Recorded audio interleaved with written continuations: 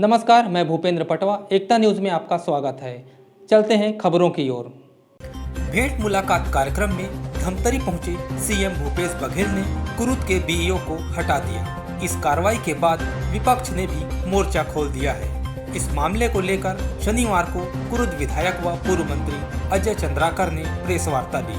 उन्होंने कहा कि कुरुद बीईओ ने एक सर्कुलर निकाला था बच्चों के मोटिवेशनल स्पीच के लिए, जिसे उन्होंने आपत्ति के बाद वापस भी ले लिया। लेकिन कांग्रेस के दो निकृष्ट कांग्रेसियों ने इसका राजनीतिकरण कर मुख्यमंत्री को गुमराह किया और बीईओ को उन्होंने हटा दिया।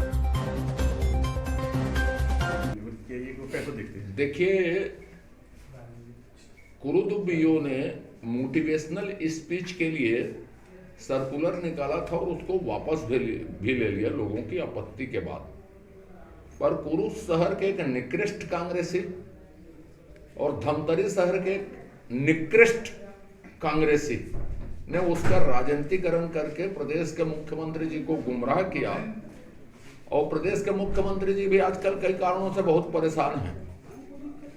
तो परेशानी की हालत में उनको कुछ सूझा नहीं, उन्होंने बीईओ को सस्पेंड करके निकृष्ट कार्य जो कांग्रेसी उनके कहने में उन्होंने उनको ऑफिस अटैच कर दिया, सस्पेंड कर दिया। अब मेरी तो एक ही मांग है कि जो बेचारे सज्जन लोग धर्म प्रेमी कांग्रेस से हों चाहे भाजपा से हों, ये कोई राजनीतिक कार्यक्रम था नहीं ना, हमारा मोटिवेशनल स्पीच सरकार के ऊपर निर्भर था। तो जो कांग्रेसी सुनने आए थे उसके ऊपर भी कांग्रेस के वो निकृष्ट लोग जो यहाँ के कुरुद के भी एकमात्र और धमतरी के भी एकमात्र, वो उनके ऊपर कार्रवाई करेंगे, क्या निलंबित करेंगे या हटवाएंगे? क्या भागवत कथा या इस मोटिवेशनल स्पीच को सुनने गए थे तो आपके ऊपर कार्रवाई होगी करके। और ऐसा करके भूपेश बघेल जी ने और कांग्रेस ने छत्तीसगढ़ में अपनी कील में ताबूत ठोक दी कि यह धर्म विरोधी आचरण जो है और नौजवानों के विरोधी आचरण है। ये मोटिवेशनल स्पीच से छत्तीसगढ़ के युवकों को आगे नहीं बढ़ने देना चाहते, ये सिर्फ गोबर बनने और मूत बेचने के लायक बनाकर रखना चाहते हैं कि छत्तीसगढ़ के नौजवानों को। यही भूपेश बघेल जी की दृष्टि है। और यहाँ के गोबर छाप जो दो कांग्रेसी हैं, धमतरी जिले में सिर्फ दो कांग्रेसी हैं गोबर छाप, पढ़े लिखे कम है, बुद्धि कम है। ऐसे लोग छत्तीसगढ़ के नौजवानों को, धमतरी जिले के कुरुक्षेत्र के नौजवानों को क्या गोबर बनने के लायक बनाकर रखना चाहते हैं? जितनी निंदा की जाए उनके कृत्यों की वो कम है। और कांग्रेस हारेगी इस चुनाव को प्रदेश में सिर्फ भागवत के अपमान के कारण, साध्वी के अपमान के कारण। और हम इस मुद्दे को अब जनता तक ले जाएंगे। हम तो चुप थे कि हम भागवत कथा का राजनीतिकरण नहीं करना चाहते थे। आज हम कथा समाप्त हो चुकी है और ऐसे आचरण की हम निंदा करते हैं।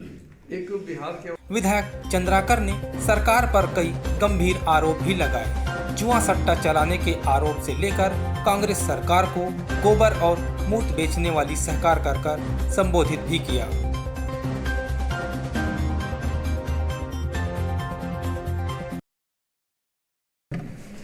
इंफ्रास्ट्रक्चर तो हमने बना दिए थे, पर अभी वो भूपेश बघेल जी की उपेक्षा का शिकार है।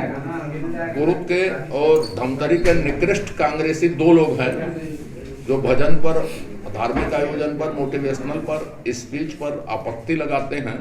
ऐसे लोगों की कोई राजनीतिक औकात नहीं है कि वो फूड पार्क के लिए भूपेश बघेल जी से बात कर सके। हम आ रहे हैं 23 के बाद, भारतीय जनता पार्टी की सरकार आ रही है। 17 दिसंबर को शपथ ग्रहण होगा। उस दिन आप देखिएगा कि फूड पार्क कैसे बनता। स्थानीय लोगों को सर ना वहाँ रोजगार मिल रहा है, ना कुछ काम मिल रहा है। रोजगार की तो छत्तीसगढ़ में संकट नहीं है। एक आदमी के पास 10 रोजगार है। मुख्यमंत्री जी बोलते हैं 0.1% है बेरोजगारी दर। इसका मतलब क्या हुआ? एक आदमी के पास 10 रोजगार है, आप कहते हैं बेरोजगारी संकट है। क्या मुख्यमंत्री जी झूठ बोल रहे हैं? इतनी बड़ी संस्था झूठ बोलेगी? इस मामले को लेकर कुरुद मंडी अध्यक्ष नीलम चंद्राकर ने कहा कि अजय चंद्राकर जी को विवादों में रहना पसंद है। वे भूल गए हैं कि अभी वे मंत्री नहीं हैं, इसलिए आदेश देने की अपनी नीति भूल नहीं पा रहे। वे भागवत कथा के आड़ में प्रशासन तंत्र का गलत उपयोग करना चाहते हैं। सरकारी तंत्रों को लगाने का औचित्य समझ में नहीं आया। सरकारी कर्मचारियों को काम करने का दबाव बनाया जा रहा, ये गलत है।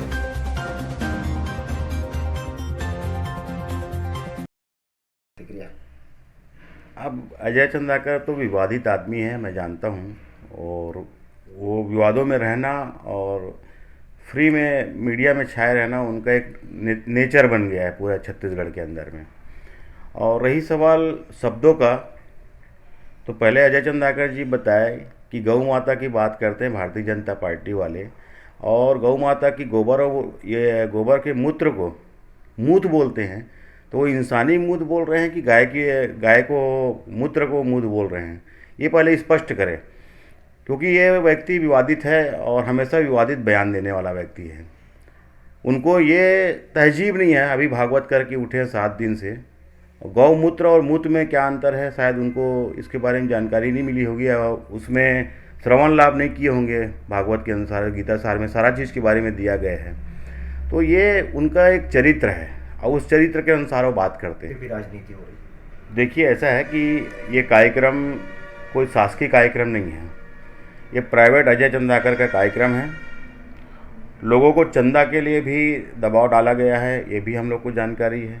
चूँकि ये धार्मिक कार्यक्रम है, हम लोग को उससे कोई दिक्कत नहीं, अच्छी बात है। कुरुद में कार्यक्रम हुआ, जय किशोर जी आई, स्वागत है उनका, और अच्छी भागवताचार्य है वो। लेकिन इसमें सारे सरकारी तंत्रों को लगाने का उचित समझ में नहीं आया। जय किशोर जी कार्यक्रम के पहले 15 दिन तक के नगर पंचायत के कर्मचारी जाके वहाँ पर साफ सफाई से लेके सारा मैनेजमेंट का काम कर रहे थे। पूरे सरकारी कर्मचारियों को वहाँ पर काम करने के लिए दबाव बनाया जा रहा था। उसके बाद जो ठेकेदार काम करते हैं सिविल का, तो उनको एक दिन का पूरा छुट्टी देने के लिए सब ठेकेदार को बुला करके 1000 मजदूरों को छुट्टी दिलाया गया। उसके बाद ITI में Bhakhara, ITI Kurud, ITI Magarlod, ITI आपका मेघा, ITI बड़े करेली, इन सभी जगह साथ में जितने हाई स्कूल्स हैं, जितने प्राइवेट स्कूल्स हैं या जितने कॉलेज हैं, दोनों college, Kurud college, Bhakhara college और भखारा ITI, ये सब जगह ये विधिवत रूप से दबाव बना करके प्रचारियों को आदेश जारी करवाए हैं।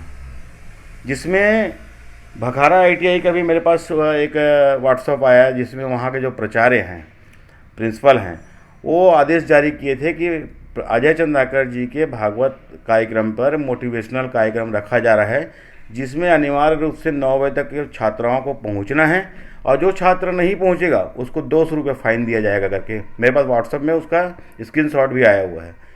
तो ये कौन सा मोटिवेशन का कार्यक्रम है? मतलब आप राजनीति रोटी सेकने वाली बात को आप धर्म के नाम से राजनीति रोटी सेक रहे हो। मतलब अपनी राजनीति रोटी सेकना है, अपनी राजनीति रोटी सेकना है। आपको सरकारी संस्थाओं की ज़रूरत क्यों पड़ रही है? आप बुलाइए, सब जगह आप लोग जाके अपने भाजपा कार्यकर्ताओं को या अपने पर्सनल कार्यकर्ताओं को या धर्म प्रेमियों को भेजिए। स्कूलों में जाके बच्चों से निवेदन करें कि आप सबको अपने अपने साधन से वहाँ पर आना है। जितने बच्चे उनकी इच्छा है जाए, मोटिवेशन कार्यक्रम में बिल्कुल शिरकत करें, हमको कोई आपत्ति नहीं है। लेकिन आप अभी भी भूल क्यों रहे हो कि आप पूर्व मंत्री हो? 15 साल का शासन चला गया है, भारतीय जनता पार्टी का शासन नहीं है। क्यों आप भूल नहीं रहे इस बात को? अभी भी उनको लगता है कि मैं मंत्री हूँ और कद्दावर मंत्री हूँ, यही सोच करके अभी भी आदेश देने की जो नीति उसको भूल नहीं पाया है। तो ये सबसे बड़ी बात है। तो इस नेचर को उनको सुधारने की आवश्यकता है। और इनका जो पढ़ा लिखा जो गंवार बोलते हैं ना, उस तहजीब में जो बात करते हैं वो अनपढ़ और बोलते हैं, ये तो पढ़ा लिखा गंवार समझता हूँ। तो पढ़े लिखे गंवारों के बारे में ज़्यादा टिप्पणी करना ठीक नहीं है। स्कूल नहीं हो पाया था, उसका कारण क्या है?